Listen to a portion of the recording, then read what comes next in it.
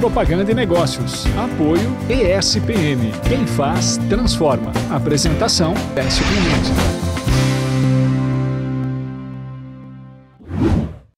Olá, no programa Propaganda e Negócios de hoje nós vamos bater um papo com Armando Ferentini, que é o presidente da editora Referência. Ele é presidente do Conselho Deliberativo da ESPM e foi o primeiro jornalista publicitário do Brasil.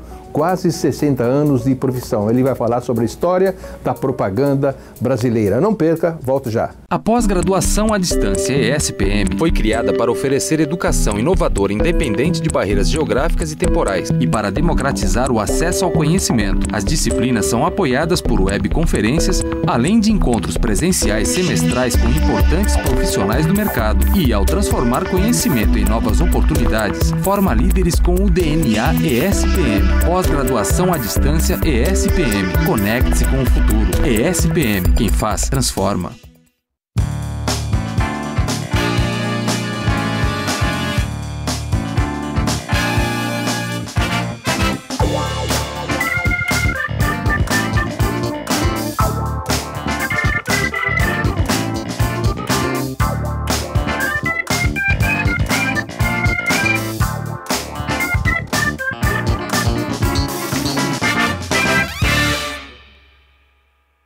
Pois é, mais um programa Propaganda e Negócios, dessa vez, como eu já disse, com meu querido amigo Armando Ferentini, o papa da propaganda no Brasil.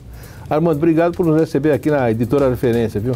É um prazer, a gente tem que contar as histórias que nós conhecemos, né, Décio? E como tem história você, hein, Armando? Procurar trazer essas histórias para o grande público, né, e registrar, né, que a propaganda, a comunicação do marketing, como nós chamamos hoje, é uma atividade muito rica, né? E ela tem muito a ver, ela é muito próxima do próprio progresso da civilização, né? À medida em que a civilização vai evoluindo, a propaganda, muito provavelmente, mais do que qualquer outra atividade profissional, ela acompanha muito de perto essa evolução, né?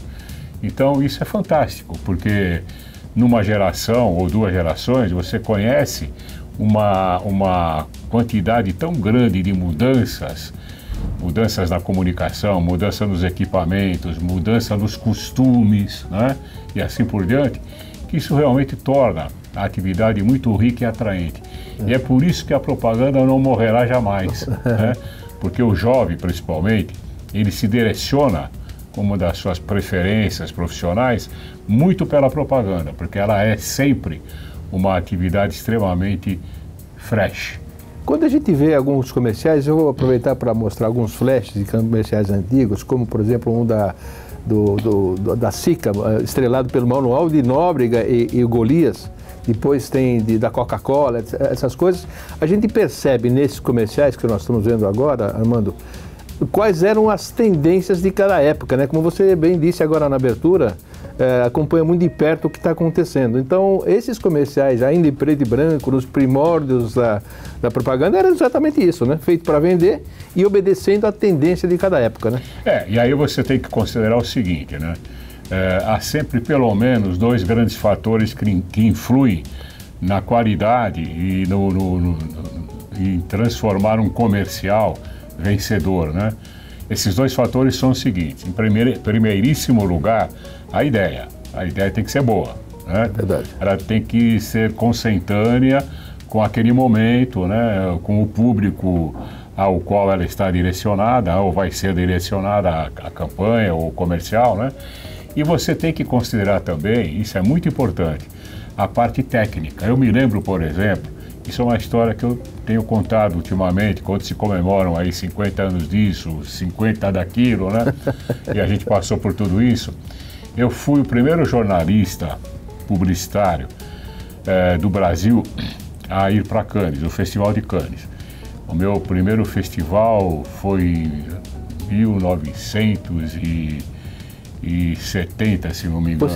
Você tem a coluna Asteriscos, né? Que chama... Asteriscos começou em 65. Começou em 65. Maio de 65.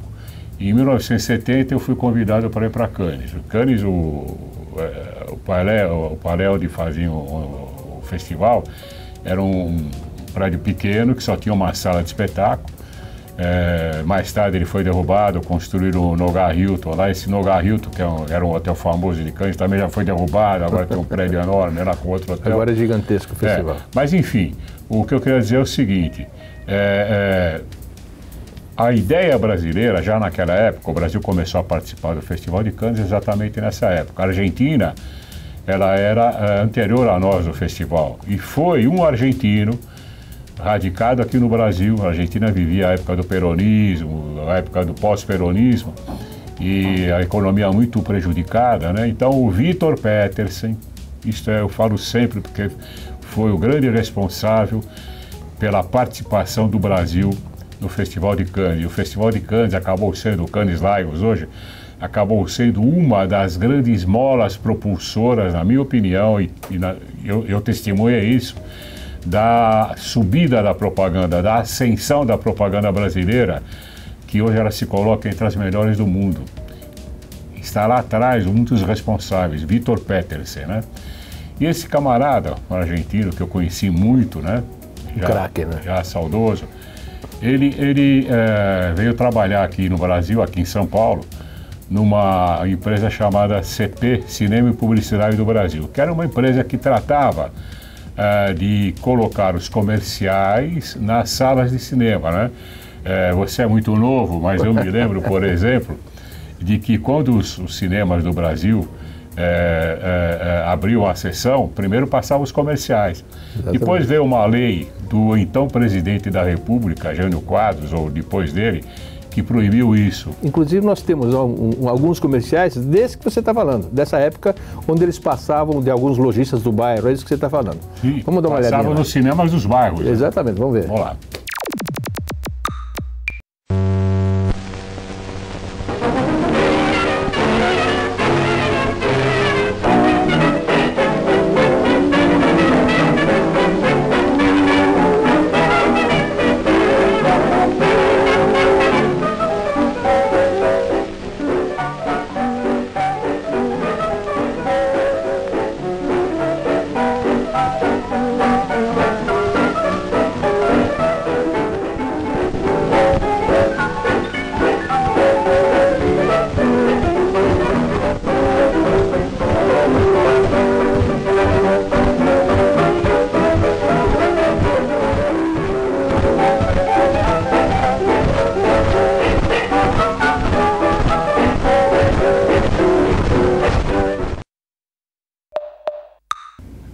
Ok, mas era isso, uma propaganda muito simples, né? Simples, mas eficiente. Eficiente, vendia. Né? Eram lojas dos bairros, tapete, enfim, tudo que se vendia, alfaiate, né? Você viu, né?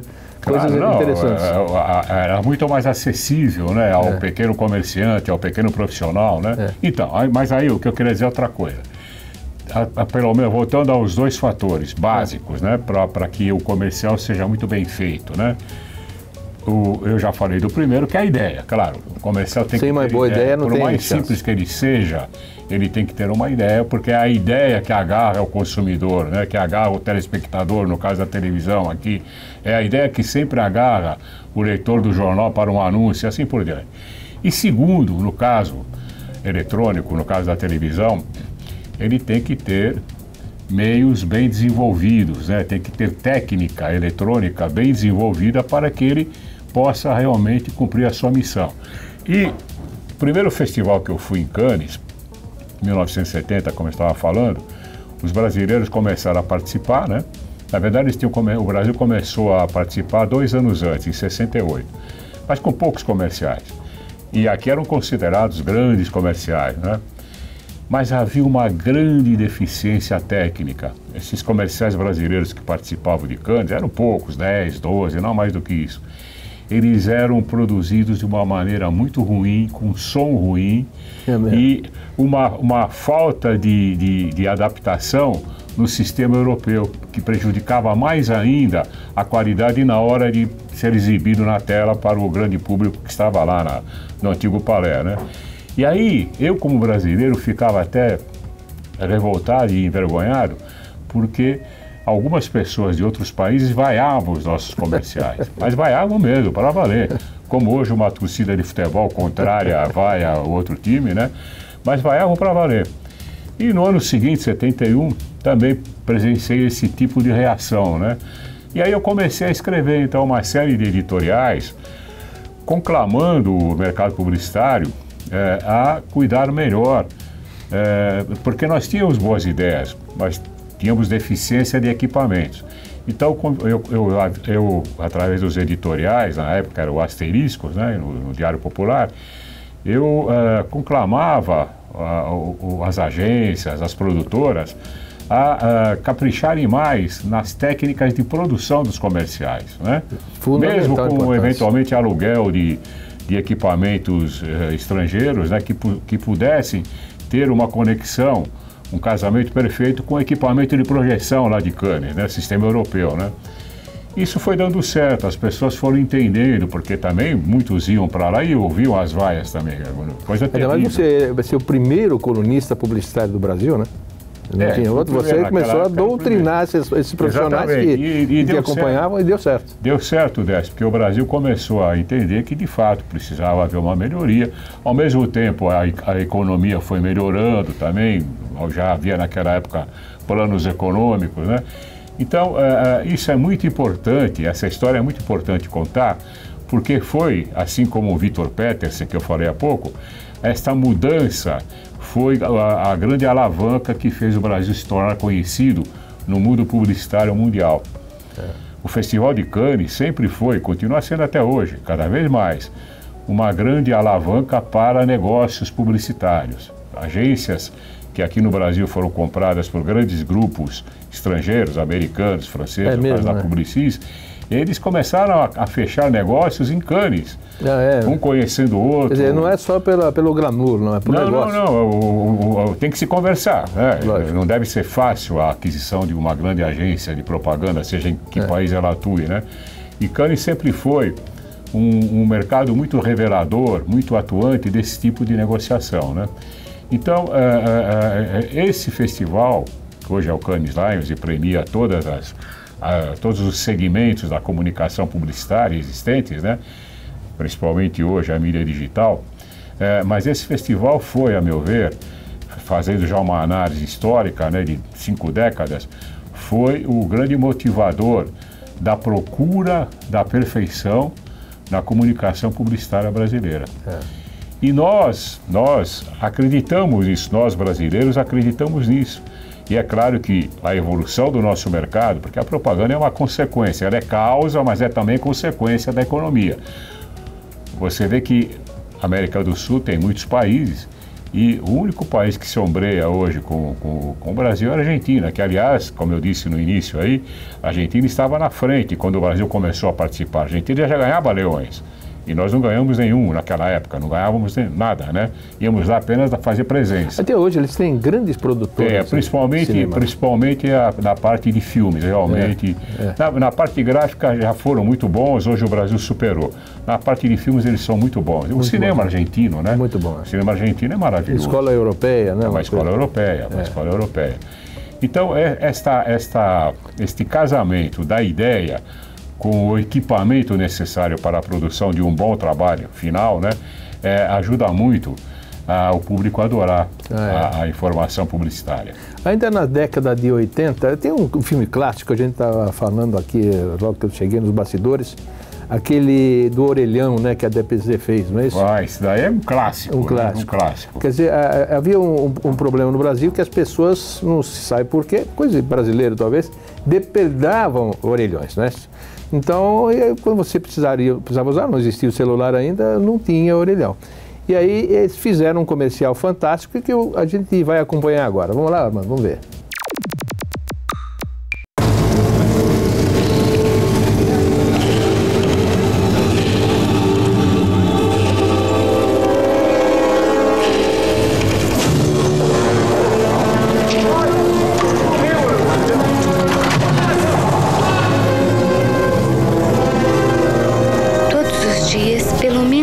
Orelhões indefesos morrem nas ruas da nossa cidade. Nenhum de morte natural. Enquanto a gente dorme, eles são covardemente espancados, violentados, assaltados, vítimas da brutalidade e da ignorância de quem não sabe que um dia poderá precisar deles. Por favor, onde é que tem um orelhão, hein? Cadê o orelhão? Você sabe onde é que tem um orelhão? Acabou de morrer. 20 por dia, 600 por mês, mais de 7 mil por ano. A cidade enlutada exige que isso tenha um fim. Ok, Armando, esses comerciais que eu passei até agora, vocês são do SEDOC, do Instituto Cultural da SPM, que aliás, como eu disse na abertura, o Armando é o presidente do Conselho Deliberativo há quantos anos já? Eu sou presidente, eu sou membro do Conselho desde 71, mas sou presidente do Conselho provavelmente aí há uns 20 anos. Uns 20 anos. Mas esse comercial é de lá e é um clássico. Ah, né? É um clássico. Sabe que o Roberto ali me contou um segredo? A forma como esse orelhão caiu, a gente pode até repetir as cenas. Puseram um japonês embaixo da calçada que tinha um cano, o poste era de plástico, ele ia abaixando o cano e o orelhão caiu. A cada 10 minutos tinha que tirar o japonês, senão morria sufocado. Esses eram os problemas. Armando, nosso primeiro bloco se encerrou, então eu convido a todos vocês a continuarem acompanhando o Armando Ferrentini aqui no nosso programa Propaganda e Negócios. Até já.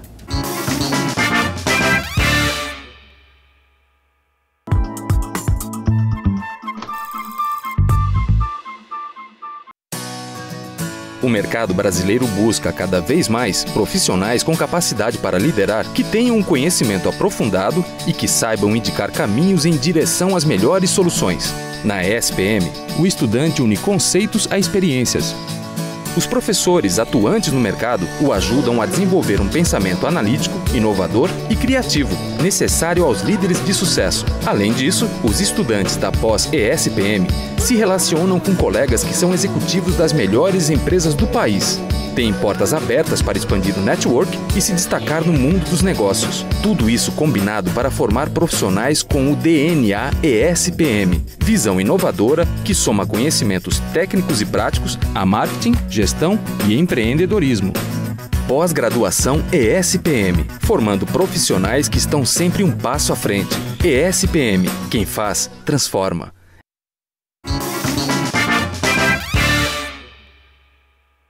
Segundo bloco da excelente entrevista com Armando Ferrentini. Armando, Obrigado. A gente está falando da dificuldade de Cannes, nos primórdios do festival, das produtoras brasileiras. Como você, como colunista, primeiro colunista de publicidade do Brasil, incentivou esse pessoal todo a caprichar na parte técnica para poder competir, né? Em ordem já de que igualdade. o Brasil ia para lá, tinha que ir para ganhar, não ser espectador, né? Se nós temos qualidade, temos ideia, que é o principal, temos que ter equipamento, temos que melhorar para ganhar o jogo. Vamos ganhar o jogo, por que não? E hoje, olha, ganhamos tanto que o Brasil hoje é respeitado no mundo inteiro. É verdade. Com comerciais este ano que nós estamos atravessando, qual foi a agência do Festival de Cannes em junho? Almap, BBDO. Tá vendo? E não é a primeira vez, ela já foi outras vezes a agência. É uma das agências mais premiadas. Quer dizer, é uma das agências mais premiadas do mundo. Então o Brasil hoje, ele tem até a condição de produzir as peças mais premiadas de um festival onde iria lá para aprender. E a gente, de alunos, aprendizes, nós os transformamos em mestres. E de mestres em grandes vitoriosos do setor, ensinando os outros, ensinando o mundo inteiro. Por que não? Temos que falar. É verdade. É verdade. É verdade. Aliás, como falar em ensino, eu queria falar daqui a pouquinho com você sobre a SPM, que é uma das universidades que começou a ensinar propaganda no Brasil. A gente vai falar já, mas eu queria mostrar um comercial feito recentemente que vai exatamente com isso que você está dizendo. Combina com isso, porque ele mostra uma técnica da Nestlé, La Fruta, um produto da Nestlé, onde aparece um passarinho dentro do supermercado que você jura que é um passarinho real, mas não é. É feito por computador por brasileiros. Vamos ver? Vamos lá. Vamos lá.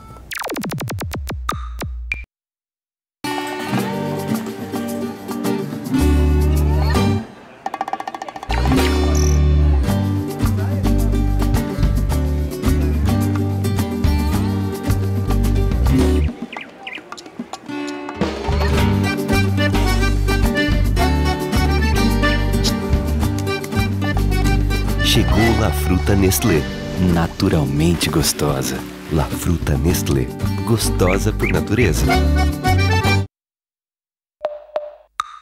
Está vendo? Mas parece um passarinho realmente de verdade. Verdade. Marcelo Laruccia, que foi o autor dessa obra. É um dos bons trabalhos da propaganda brasileira. Exatamente, é o que você disse, né? Houve um aprendizado. Agora, falando nesse assunto de aprendizado,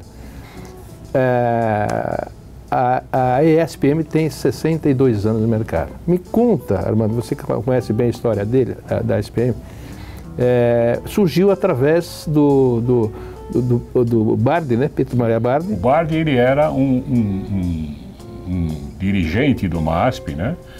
Mas o sujeito que mandava no MASP era o Chateaubriand, né? Muito ligado às artes, o fundador dos Diários Associados. Uma história maravilhosa. Quem assistiu recentemente o filme Chateau viu quanta coisa esse homem fez, né? E muito criticado também, né? Mas enfim, grande brasileiro, um sujeito que trouxe muito progresso à área onde ele mais atuou, que é a área da comunicação. Mas havia isso nós estamos falando de 65 anos atrás. A escola faz 65 anos nesse mês de outubro. 65. Então, o que acontece? O pessoal liderado pelo Rodolfo Lima Martins, que na época era um grande líder do mercado, né?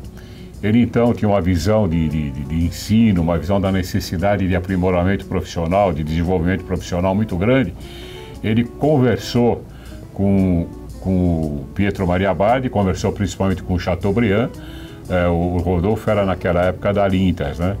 Então eles conseguiram que o MASP, que funcionava no prédio dos associados na rua 7 de abril 230, ele conseguiu uma salinha lá para abrir a escola.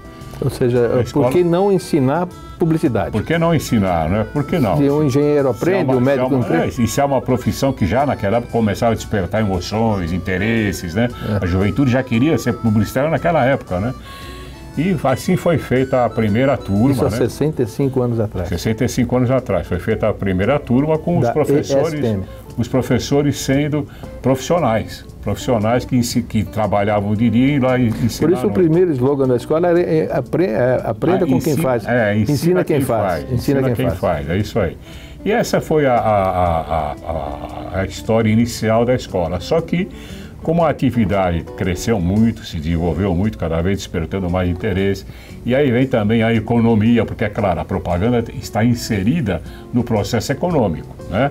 A sua principal finalidade é provocar vendas, é provocar o interesse. Não existe propaganda que não venda. Se serve propaganda que não vende, que serve para outra coisa, não é verdade. Não funciona, né? Não é propaganda. Então, o crescimento do país, o desenvolvimento principalmente dos grandes centros, como São Paulo, né?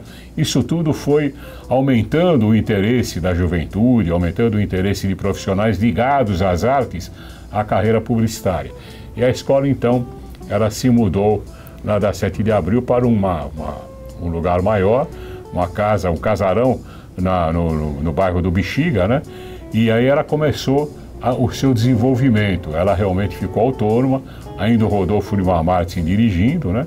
E logo mais ela passou para uma antiga oficina mecânica, um depósito muito grande, e a escola foi adaptada para algumas salas, já sob a direção do Otto Scherbe, que foi um grande presidente, como tinha sido o Rodolfo Lima Martins, um grande presidente da SPM, com a condição, inclusive, de ter feito a graduação na escola. A escola era uma escola livre. O Otto era já um professor da USP, e ele tinha noção da importância de transformar a escola numa academia, né? O aluno ter o diploma no final do curso. E ele conseguiu. E também, no início, a escola era a Escola de Propaganda de São Paulo. E ele, que era alemão, né?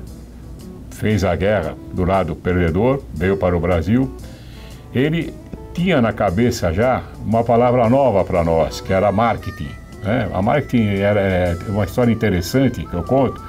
Quando eu comecei a escrever, né, muitas pessoas falavam marketing, não sabiam sequer pronunciar a palavra inglesa, né? E praticamente não tem uma tradução assim correta, né? Não, a tradução é uma adaptação, colocar no mercado, jogar no mercado, né? Mercado, né? Mas enfim, o Otto teve essa visão de acrescentar ao nome da escola a palavra marketing. Ele, então, com isso, ampliou os horizontes de ensino da escola, né? Porque a propaganda é uma disciplina do marketing. O marketing é um grande guarda-chuva sobre o qual estão várias disciplinas, uma delas é a propaganda. E a escola foi crescendo, até que um dia o professor Gracioso, Francisco Gracioso, além de ser um grande publicitário, tinha deixado a Macan, tinha criado a Tempo com mais 2 publicitários famosos na época, vendeu a Tempo, né? E foi com todo o seu ideal para substituir o vazio deixado pelo falecimento do Otto Scheib na SPM. E ele tinha, devido à sua atividade empresarial anterior, ele tinha essa característica de empreendedorismo, né? E ele então não era apenas um publicitário sem empreendedorismo. E quando nós fomos ver o terreno lá, e ele imediatamente pediu aprovação do conselho para comprar, e o conselho deu, ele ergueu o primeiro prédio em 9 meses. E assim foi, a escola começou a se desenvolver, e outras unidades, como eu falei há pouco, na Joaquim Távora, lá perto, em Porto Alegre, a escola tem lá um centro, uma unidade muito grande, no Rio de Janeiro, e é conhecida no Brasil inteiro, e hoje a escola tem uma marca tão forte que, inclusive, nos grandes centros publicitários do mundo, ela é conhecida, principalmente através da Manhã Med Week, que nós temos um convênio, como você sabe, Décio, nós temos um convênio com a Manhã Med Week, e nós então formamos muitos interessados, muitos profissionais em criatividade, em criação, que a Manhã Med Week tem o seu currículo e transfere para a SPM. Mas uma das coisas importantes, tudo lá é muito importante, mas uma das coisas importantes é o Instituto Cultural. Esse instituto que teve um privilégio de ter sido escolhido pela Rede Globo ano passado, 2015, para receber o acervo da memória da propaganda, que pertencia a uma pessoa do Rio de Janeiro, uma senhora, a Áurea, que teve todo um trabalho ao longo dos anos de ir juntando trabalhos publicitários, né, comerciais, anúncios impressos. E 200 mil comerciais. Havia uma quantidade incrível, né? E a Áurea, um dia, passou isso para a Rede Globo, e a Rede Globo passou para a SPM, todo esse acervo, que é maravilhoso. É a história da propaganda brasileira. Estão restaurando todos eles. É a história verdadeira. Aliás, todo esse acervo que nós mostramos nesse programa aqui, Armando, como eu já disse, pegamos lá do emprestado do Geraldo Alonso, do Instituto Cultural, do SEDOC da SPM. Isso é maravilhoso, porque está aberto para os interessados, né? Aliás, que dá um estudo perfeito, né? A gente viu os comerciais que nós começamos na sua entrevista, antigos, até esse mais moderno que nós mostramos, tudo isso foi um aprendizado exatamente com uma história que você contou, né? Você disse alguma coisa do case, um verdadeiro case tem que ter 3 etapas. A formulação do case, o básico, né? O problema, o case em geral, né? Falamos do problema. O problema, a solução para o problema e os resultados dessa solução, né? São as 3. Tanto que hoje a propaganda brasileira é uma das mais premiadas do mundo. Sem dúvida, muito reconhecida, muito aplaudida, e em Cannes, então, é um sucesso. Ninguém se conforma mais com o Brasil não ganhar muitos prêmios em Cannes. Nós temos que ir para Cannes como o nosso futebol disputa aí a Copa do Mundo. Às vezes a gente não chega lá, né? Mas a propaganda brasileira em Cannes, ela tem sido nos últimos anos muito vitoriosa, muito aplaudida, né? Uma das mais premiadas, né? Com jurados do mundo inteiro. E, como eu falei há pouco, acho que uma coisa muito importante dessa história, a exportação de talentos. É muito importante isso, embora os talentos deixem o nosso mercado, mas eles indo para fora, eles valorizam cada vez mais o Brasil. É isso aí, Armando. Olha, eu queria agradecer muito a sua participação. Mais uma vez, eu falei com você 2 vezes na Jovem Pan, no nosso programa lá. Exato. Sempre que eu estou com você, é uma boa oportunidade para a gente crescer, aprender, etc. Essa história que você contou realmente é um case, né? O problema, a solução e os resultados, a sua vida, as nossas vidas são feitas assim. E mais do que tudo, se nós somos brasileiros, né, a capacidade do brasileiro em criar, a capacidade do brasileiro em fazer a sua travessia profissional numa atividade extremamente moderna, sempre voltada para o futuro, né, e ser vencedor, e ser reconhecido pelo mundo. Isto eu acho que uma grande glória para o nosso país. Mesmo com as dificuldades, a gente deve sempre lutar para vencer essa batalha. O brasileiro é um guerreiro. Armando, obrigado por sua atenção. Foi um prazer enorme estar com você. Eu que agradeço. Mais um programa Propaganda e Negócios, dessa vez, como eu disse, com o meu querido amigo Armando Ferrentini. Eu espero que todos vocês tenham gostado e até a próxima. Tchau.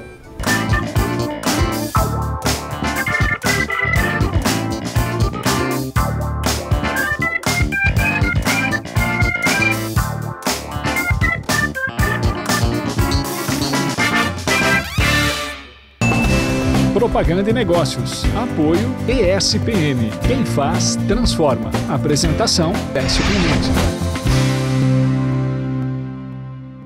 A pós-graduação à distância ESPM foi criada para oferecer educação inovadora independente de barreiras geográficas e temporais e para democratizar o acesso ao conhecimento. As disciplinas são apoiadas por webconferências, além de encontros presenciais semestrais com importantes profissionais do mercado. E, ao transformar conhecimento em novas oportunidades, forma líderes com o DNA ESPM. Pós-graduação à distância ESPM. Conecte-se com o futuro. ESPM. Quem faz, transforma.